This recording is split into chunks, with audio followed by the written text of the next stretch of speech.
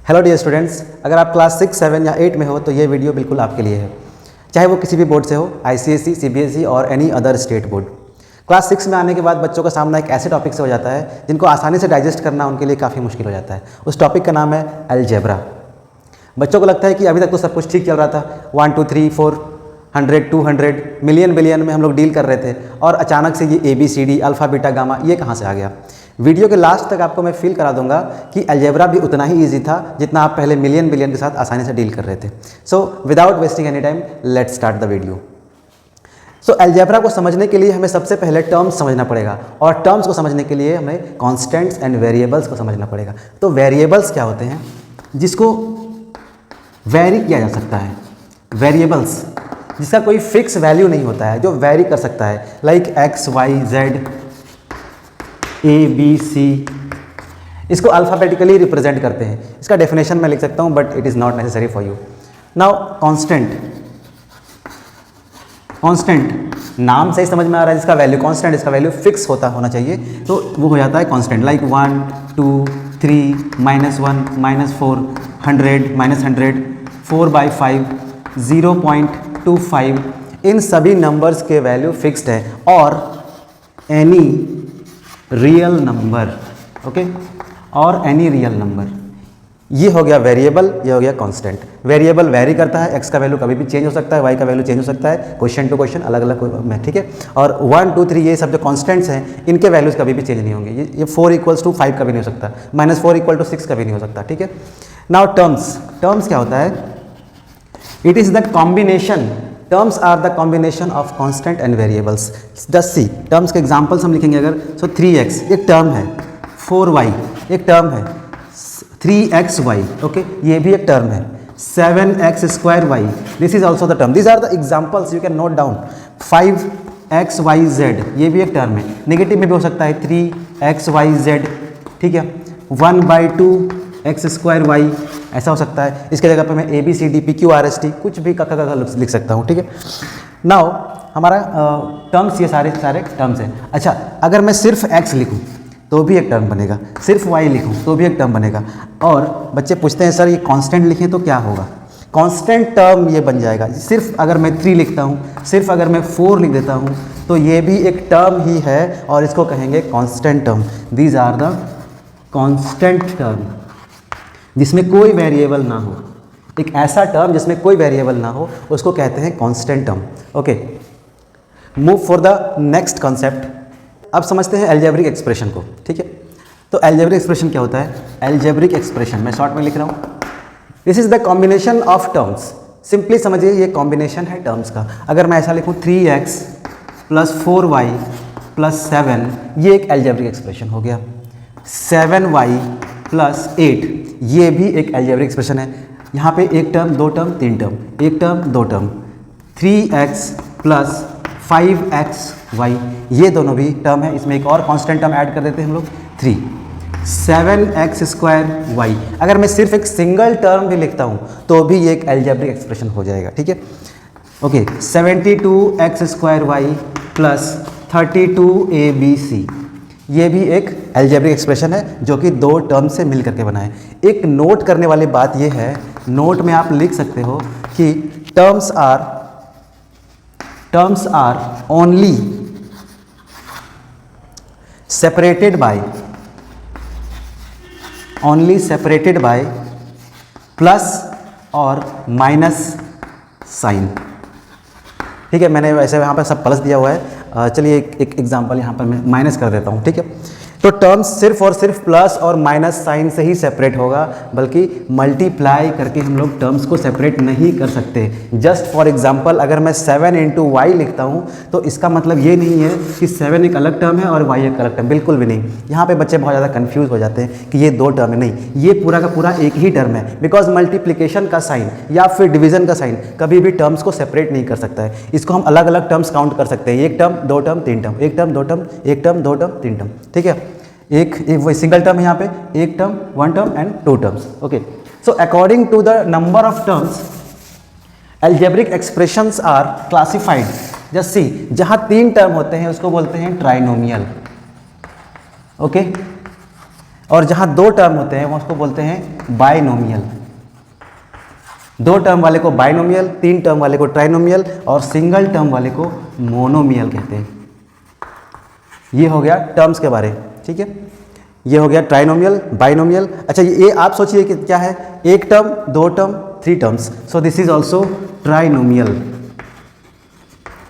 Trinomial and this one is also binomial. एक और चीज हमें देखना होगा, डिग्री। डिग्री समझते हैं क्या होता है अलजेब्रिक एक्सप्रेशन में, डिग्री क्या किसको बोलते हैं? The highest order of any term. Highest order क्या होता है? हाइएस्ट ऑर्डर को डिग्री बोलते हैं और इसको समझने के लिए हमें हाइएस्ट ऑर्डर को समझना पड़ेगा। हाइएस्ट ऑर्डर मतलब simply highest power of the variable. इसमें वेरिएबल x है, इसमें वेरिएबल y है, इसमें नो वेरिएबल। वेरिएबल का मैक्सिमम पावर है 1, मैक्सिमम पावर है 1। अगर आपसे कोई पूछे कि इस टर्म का डिग्री कितना है तो 1, इस टर्म का डिग्री कितना है तो 1। और अगर हमसे कोई पूछे कि इस पूरे अलजेब्रिक एक्सप्रेशन का डिग्री कितना है तो सबसे ज़्यादा जिस टर्म का डिग्री रहा होगा वही बन जाएगा इस पूरे अलजेब्रिक एक्सप्रेशन का डिग्री। मतलब हाईएस्ट तो 1 ही गया है, सो डिग्री हम लिख सकते हैं यहाँ पे, degree is equal to 1। Now in this term, in this algebraic expression there are two terms and the highest degree is 1, so we can write degree is equal to 1। सबसे हम लोग क्या देख रहे हैं, सिर्फ वेरिएबल्स का पावर देख रहे हैं, ना कि कांस्टेंट का। यहाँ देखिए इस टर्म का डिग्री है 1 और इस टर्म का डिग्री है 1 + 1। इन दोनों वेरिएबल्स का जो पावर्स है वो डिग्री के केस में ऐड हो जाएगा और इन दो इस टर्म का डिग्री है 1, इस टर्म का डिग्री है 2, इस टर्म का डिग्री है 0। यहाँ पे कोई वेरिएबल नहीं इसलिए 0 डिग्री है इसका। नाउ अगर हम लोग पूछा जाएगा कि सेपरेट टर्म्स का डिग्री बताइए तो इसका 1, इसका 2, इसका 0। लेकिन अगर पूछा जाएगा कि इस पूरे के पूरे अलजेब्रिक एक्सप्रेशन का डिग्री कितना है तो हम लिखेंगे हाईएस्ट। जिसका हाईएस्ट डिग्री रहा होगा जिस टर्म का, वही बनेगा इस पूरे अलजेब्रिक एक्सप्रेशन का डिग्री। इसका आप बता सकते हैं 2 और y का पावर 1 है, so 2 + 1 is equal to degree is equal to 3। और इस केस में degree is equal to x² y, that is 3 degree. और यहाँ पे 1 1 1 a b c है तीनों में, तो a का पावर 1, b का पावर 1, c का पावर 1। यहाँ पे 3 है, यहाँ भी 3 है। इस टर्म का डिग्री भी 3 है और इस टर्म का डिग्री भी 3 है, तो हाईएस्ट क्या हुआ, 3 ही रहा। सो इस पूरे के पूरे अलजेब्रिक एक्सप्रेशन का जो डिग्री था वो 3 रहा है, ठीक है। अब हम लोग समझेंगे लाइक और अनलाइक टर्म क्या होता है। So like terms are those terms whose variables and variable का पावर दोनों के दोनों सेम रहे। कोई भी दो टर्म हम लेते हैं, सपोज कीजिए कि 3x एंड 4x, इन दोनों के पास सेम वेरिएबल है x। इससे क्या पता चल रहा है कि टर्म्स, लाइक टर्म्स को देखने के लिए, लाइक टर्म्स को आइडेंटिफाई करने के लिए हमें कांस्टेंट से कोई लेना देना नहीं है। कांस्टेंट कुछ भी हो सकता है, 3 4 -100 -2/5 0.3 √2 कुछ भी हो सकता है, any real number. But see the variable x power में 1 है, पावर में 1 है। These are like terms. So example ही ले लेते हैं like terms. Variable with power is same.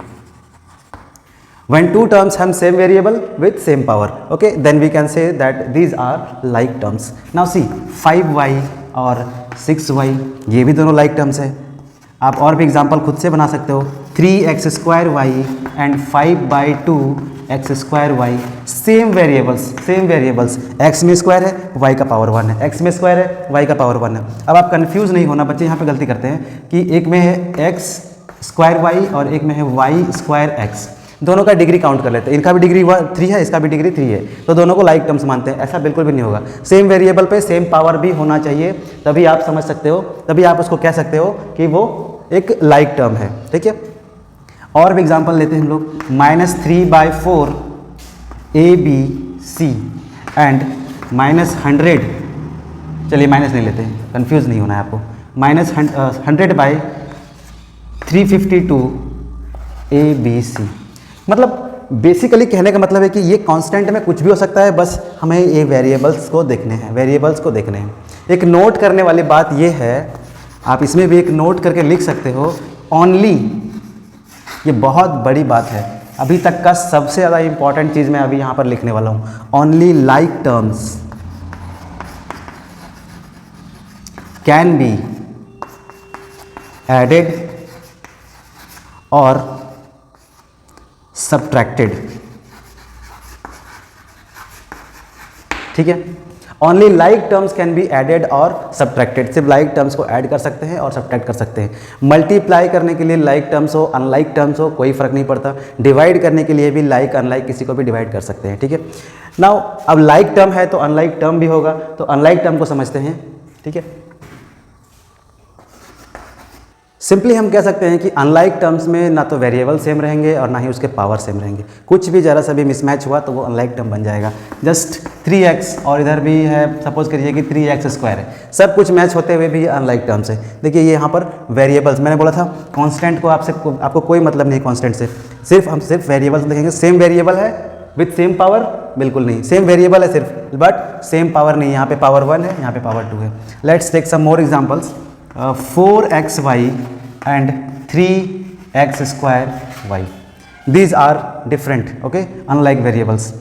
5xyz and 6x square y square z square, सब कुछ सेम होते हुए बस स्क्वायर स्क्वायर लग जाने से, एक पे भी अगर स्क्वायर हो जाता, सिर्फ x पे स्क्वायर हो जाता, या फिर सिर्फ y पे स्क्वायर हो जाता, या फिर सिर्फ z पे स्क्वायर हो जाता, तो भी ये अनलाइक टर्म बन जाता। और इनको आप ऐड नहीं कर सकते। अगर आपको कोई बोलेगा कि इन दोनों को ऐड करके दिखा दो, तो बस आप प्लस का साइन दे देना और हो गया आंसर। अगर इन दोनों को कोई बोले कि ऐड करके दिखा दो, तो बस प्लस का साइन दे देना है। अगर इनको कोई कहे कि सब्ट्रैक्ट करके दिखा दो, बस माइनस का साइन हो जाएगा। ये दोनों सब्ट्रैक्ट हो ही नहीं सकते, ठीक है। तो ये था अलजेब्रा का बेसिक्स। अब कुछ क्वेश्चंस को भी डील करेंगे, ठीक है। कुछ क्वेश्चंस मैं करूंगा, कुछ क्वेश्चंस आप करना। So the first question is addition का क्वेश्चन है। 9ab, 8ab, -10ab, 5ab, इन सबको ऐड करना है, ठीक है। सो 9ab plus 8ab plus -10ab है, तो -10ab को कॉमन ब्रैकेट में रखेंगे। -10ab प्लस -5ab, इन सबको ऐड करना था, इसलिए मैंने एडिशन के फॉर्म में इसको लिख दिया। अब थोड़ी सी वेरिएबल के साथ नाइंसाफ़ी होने वाली है, बिकॉज हम लोग जब लाइक टर्म्स को देखते हैं, लाइक टर्म्स को आइडेंटिफाई करते हैं, तभी कहते हैं कि हम लोग ऐड कर सकते हैं या सब्ट्रैक्ट कर सकते हैं, ठीक है। बट आइडेंटिफिकेशन के टाइम पे तो हम लोग ab सभी वेरिएबल्स को देख रहे हैं। बट जब हम लोग ऐड करेंगे तो 9 को 8 से ऐड करेंगे, फिर 8 को -10 से ऐड करेंगे, और जो भी बचेगा उसको -5 से ऐड करेंगे, ठीक है। Now see 8 + 9 = 17ab, open the bracket plus minus 10ab, open the bracket plus minus 5ab, 17 - 10 7, 7 - 5 = 2ab। इसका मतलब कि आइडेंटिफिकेशन के टाइम पे हमने वेरिएबल्स को देखा, और जब ऐड या सब्ट्रैक्ट करने की बारी आई तो हमने कांस्टेंट टर्म्स को सब्ट्रैक्ट कर दिया, ठीक है। ये नाइंसाफ़ी ही है। Now see 6x² -5xy 3xy 8x², सभी टर्म्स को ऐड करना है। ये सिंगल सिंगल टर्म्स है, सभी को ऐड करना है। चलिए ऐड करते हैं। 6x² plus -5xy plus 3xy plus -8x²। अब मैंने क्या बोला था कि only like terms can be added और सब्ट्रैक्टेड, तो हम लोग लाइक टर्म्स को ही ऐड और सब्ट्रैक्ट कर सकते हैं। हमें पहले आइडेंटिफाई करना होगा कि 6x² का लाइक टर्म कौन है। 5xy तो बिल्कुल भी नहीं है, बिकॉज यहाँ पर x तो है बट इसका पावर डिफरेंट है, और एक y भी है, तो दो तरीके से ये अनलाइक टर्म बन गया। 3xy ये भी नहीं है। See 8x² -8x² is the like term of 6x²। First we need to open the bracket. 6x² plus minus -5xy plus 3xy plus -8x²। Now see 6x² -8x² is equal to -2x²। Just like integers, class 5 में आपने 6 में आपने जो integers के साथ किया था, 6 - 8 is equal to -2 होता था। सिंपली वैसे ही करना है, बस वेरिएबल्स को साथ में लेकर के चिपका देना है। -5 + 3 इज इक्वल टू, ये दोनों देखिए दोनों लाइक टर्म्स है, इन दोनों के बीच में सब्ट्रैक्शन और एडिशन दोनों हो सकता है। तो अकॉर्डिंग टू द साइन हम लोग वर्क करेंगे। -5 + 3 is equal to -2xy over this is your answer. Okay, let's take some more questions about this. So अब इन दोनों क्वेश्चंस को हम लोग सिंप्लीफाई करेंगे। अकॉर्डिंग टू द साइन हम लोग वर्क करेंगे। 5x + 3y ऐड नहीं हो सकता है, ये सिंपली इस तरह से लिखा जाएगा। Plus open the bracket 3x - 6y। अब इस पूरे एल्जेब्रिक एक्सप्रेशन में हम लोग ढूंढेंगे लाइक टर्म्स को। लाइक टर्म कौन है? 5x है, 3x है। 5x + 3x is equal to 8x, okay, and 3y and -6y is also the like term, so 3 - 6 is equal to -3y। हो गया, खत्म answer. Open the bracket also. 9xy plus 10x square minus, जैसे ही हम लोग bracket open करते हैं और अगर बाहर में माइनस बैठा हुआ है तो सभी के साइन को चेंज कर देगा। ब्रैकेट के अंदर जितने भी मेंबर्स हैं, जितने भी टर्म्स हैं, उन सभी के साइन को क्या करेगा, चेंज कर देगा। So minus 3x square minus minus plus 6xy minus plus minus 5x square. Now identify the like terms. 9xy का कोई भाई है, कोई ब्रदर? यस, 6xy, ये दोनों भाई भाई। सो 15xy।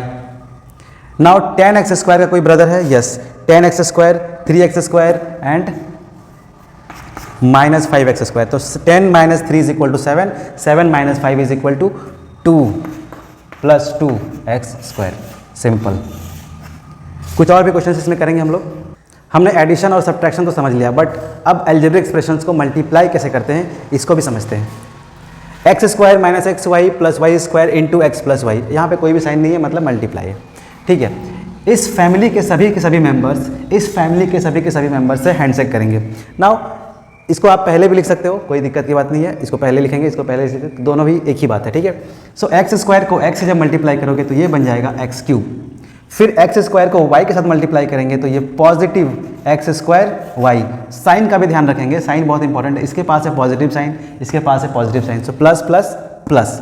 ओके, इस एक्स स्क्वायर का काम हो चुका है। Now x y, this x y, इसका साइन है नेगेटिव, सो इसका मल्टीप्लीकेशन एक्स के साथ करवाएंगे। So minus x y into x, that is minus x square y. फिर इस माइनस एक्स वाई को वाई के साथ मल्टीप्लाई करेंगे तो minus plus minus x y square, इसका भी काम हो चुका है। अब ये वाई स्क्वायर एक्स और वाई के साथ दोनों के साथ मल्टीप्लाई होगा, so Y square into X equal to Y square X. और लास्ट में वाई स्क्वायर जब वाई से मल्टीप्लाई होगा तो वाई क्यूब बनेगा। साइन का ध्यान रखेंगे, प्लस प्लस प्लस डाला है मैंने, प्लस प्लस प्लस डाला है, और ये माइनस में था और ये प्लस में था, सो माइनस प्लस माइनस हो गया। यही आंसर है। अगर कोई लाइक टर्म है इसमें कोई लाइक टर्म है तो इसको ऐड कर देंगे। See the like term, yes, x square y, x square y, ये दोनों लाइक टर्म्स, एक प्लस में एक माइनस, दोनों कट जाएगा। X square y minus x square y equals to 0, x y square, और यहाँ भी है एक्स वाई स्क्वायर, ये दोनों भी कट जाएंगे। अच्छा, कुछ बच्चों को यहाँ कन्फ्यूजन हो सकता है कि ये एक्स वाई स्क्वायर है और ये वाई स्क्वायर है एक्स है, तो ये अनलाइक टर्म्स हो जाएगा। ऐसा बिल्कुल भी नहीं है। हम लोग एक्स वाई को वाई एक्स भी लिख सकते हैं, क्योंकि इन दोनों के बीच में मल्टीप्लिकेशन का साइन होता है, इसलिए हम कह सकते हैं कि x y is equal to y x. क्योंकि मल्टीप्लिकेशन में आप देखिए नंबर्स को मल्टीप्लाई करके 4 into 5 is equal to 5 into 4, 6 into 8 is equal to 8 into 6। ठीक है, सो मल्टीप्लाई के ऑर्डर को अगर चेंज करते हैं तो आंसर चेंज नहीं होता है। सो ये दोनों सेम टर्म है, वाई स्क्वायर और वाई स्क्वायर एक्स, दोनों लाइक टर्म्स है। इन दोनों को अगर प्लस प्लस साइन होता तो हम लोग ऐड भी कर सकते थे, फिलहाल यहाँ पे सब्ट्रैक्ट हो रहा है। सो एक्स क्यूब, इसका कोई ब्रदर नहीं मिला, okay, plus y cube over, this is the answer. Now see this term a plus B into A plus B. आपने कभी सुना है a प्लस बी का होल स्क्वायर का फॉर्मूला आपको याद करना पड़ता होगा, बट यहाँ पे देखिए इस तरह से मल्टीप्लाई करके भी आप फाइंड कर सकते हो, आपको रटने की जरूरत नहीं पड़ेगी। a plus B into A plus B का होल स्क्वायर ही होता है। इसको मल्टीप्लाई करके देखते हैं कितना आता है, a इंटू ए स्क्वायर, फिर a को b से मल्टीप्लाई करेंगे, that is A B, okay, फिर b को a से मल्टीप्लाई करेंगे तो बी ए, और लास्ट में b को b से मल्टीप्लाई करेंगे तो b स्क्वायर। ना कोई लाइक टर्म मिल रहा है क्या, ए बी और बी ए, ये दोनों लाइक टर्म्स, ए बी को बी ए भी लिख सकते हैं। So A B into A B plus A B is equals to 2ab, so A square plus 2ab plus B square. ये formula आप काफ़ी बार रट चुके होंगे या फिर रटने वाले होंगे, तो my request is don't revise it, just understand the concept, okay. अब एक ऐसा क्वेश्चन है हमारे सामने जिसमें एडिशन, सब्ट्रैक्शन और मल्टीप्लिकेशन सब है। इस क्वेश्चन को समझने के बाद आप में कोई डाउट नहीं बचेगा। नाउ बोर्ड मास के अकॉर्डिंग सबसे पहले मल्टीप्लाई होता है, उसके बाद ही एडिशन होता है, ब्रैकेट भी होता है, बट यहाँ पर हमें बस मल्टीप्लाई और एडिशन का ही काम करना है। सो इन दोनों को पहले मल्टीप्लाई करेंगे, इन दोनों को फिर मल्टीप्लाई करेंगे और लास्ट में ऐड करेंगे। So just multiply it, 3x into 2x is equals to 6, 3 into 2 6, और x को x से मल्टीप्लाई करेंगे तो एक्स स्क्वायर बन जाएगा। पॉजिटिव साइन था दोनों के पास, पॉजिटिव रह जाएगा, ओके। 3x को फिर 3 से मल्टीप्लाई करेंगे तो प्लस माइनस माइनस 3 3 जा 9x, इसका काम हो चुका है। 4 को 2 से मल्टीप्लाई कीजिए प्लस 8x, 4 को 3 से मल्टीप्लाई कीजिए प्लस माइनस माइनस 12, इसको एक ब्रैकेट में रखेंगे, प्लस 5x को x से मल्टीप्लाई करेंगे तो बन जाएगा 5x स्क्वायर, 5x को 2 से मल्टीप्लाई करेंगे तो प्लस 10x, फिर माइनस 4 को x से मल्टीप्लाई करेंगे तो माइनस 4x, और माइनस 4 को 2 से मल्टीप्लाई करेंगे तो plus minus minus 8। Now we are able to open the bracket, 6x square minus 9x plus 8x minus 12 plus 5x square plus 10x minus 4x minus 8। अब जितने भी लाइक टर्म्स हैं उनको आइडेंटिफाई कीजिए, प्लस कीजिए, minus कीजिए, answer आ जाएगा। Now 6x square 5x square that is equals to 11x square, दोनों के पास पॉजिटिव साइन था इसलिए मैंने ऐड कर दिया। Minus 9x plus 8x plus 10x, इनको कैलकुलेट करेंगे तो 18 minus 9 is equals two plus 9। Okay, and last में माइनस 4 है। इन सबको अगर हम लोग ऐड करते हैं तो देखिए 8 plus 10 18 minus 9 is 9, 9 minus 4 is equals to 5, positive 5x। अब आ गया हमारा कांस्टेंट टर्म, तो -12 minus 8 is equals to -20। 2 line में आंसर हो गया, बस यही था। मल्टीप्लाई किए फिर ऐड किए। तो ये था बेसिक्स ऑफ अलजेब्रा। अगर इसके साथ आपको बेसिक्स ऑफ एक्सपोनेंट भी थोड़ा बहुत क्लियर है तो अलजेब्रा का कोई भी क्वेश्चन ऐसा नहीं रहेगा जो आपसे नहीं बनेगा। एक्सपोनेंट का एक डिटेल वीडियो आपको मेरा डिस्क्रिप्शन बॉक्स में मिल जाएगा। वीडियो को लास्ट तक देखने के लिए थैंक यू, और वीडियो पसंद आया हो तो वीडियो को लाइक करें, चैनल को सब्सक्राइब करें। Thank you.